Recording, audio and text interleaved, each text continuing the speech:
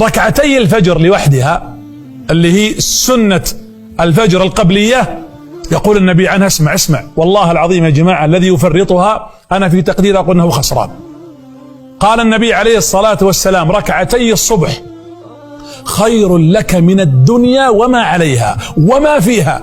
كم في الدنيا والأرض من كنوز ومن خيرات ومن أشياء تلفت الأنظار وتسحر الحقيقة الألباب، ومع ذلك ركعتين الفجر فقط خير من هذه الدنيا كلها. حط عندك ميزان فسترى خيرية هذه الركعتين خير من كل ما في الدنيا. لماذا تفوتها ولماذا تتركها؟ أنس بن مالك يبكي كلما أذن الفجر. ليش يا أنس تبكي؟ قال فاتتني مرة ركعتي الصبح. متى فاتتك؟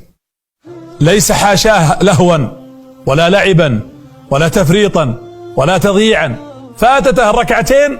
كان يشارك في قتال الفرس، وكان يقاتل في تستر، هذا الحصن كان فيه الفرس في داخله، عانى المسلمون حتى فتحوه، دخلوه في هذا الوقت وقت الفجر تقريبا 30,000 من المسلمين يقابلهم 150,000 من الفرس، وانتصر أهل الإسلام.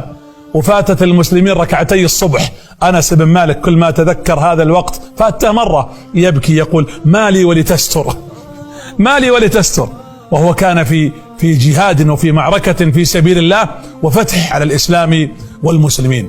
أيضا مما أهديك إياه، وش رأيكم أنتم جالسين في بيوتكم وتصلون الضحى؟ ركعتين ضحى، لا خلها 4، أقلها ركعتين. لكن قال النبي عليه الصلاة والسلام إيش؟ من صلى من أول النهار 4 كفيته آخرة. صل 4 ركعات في أول النهار يكفيك آخر النهار، بمجرد أنك تصلي 4 ركعات. ومن زاد فله ذلك، ركعتين ركعتين ركعتين. فصلوا الضحى يا جماعة. وبالمناسبة ترى سنة الضحى لا يصليها إلا الأواب، صلاة الأوابين سماهم النبي صلى الله عليه وسلم، سماهم أوابون. ليش أواب؟ الرجاع، التائب، العائد، المقبل على الله. أنا أقول للرجال والنساء، الإخوان، أخوات، حتى عودوا أبنائكم على ركعات الضحى. صلوا هذه الركعات المباركة، صلوا 4 تنالون خيرية عظيمة في الدنيا وفي الآخرة. ومما أهديكم إياه أيضا قيام الليل، ولذلك قال النبي قيام الليل دأب الصالحين قبلكم.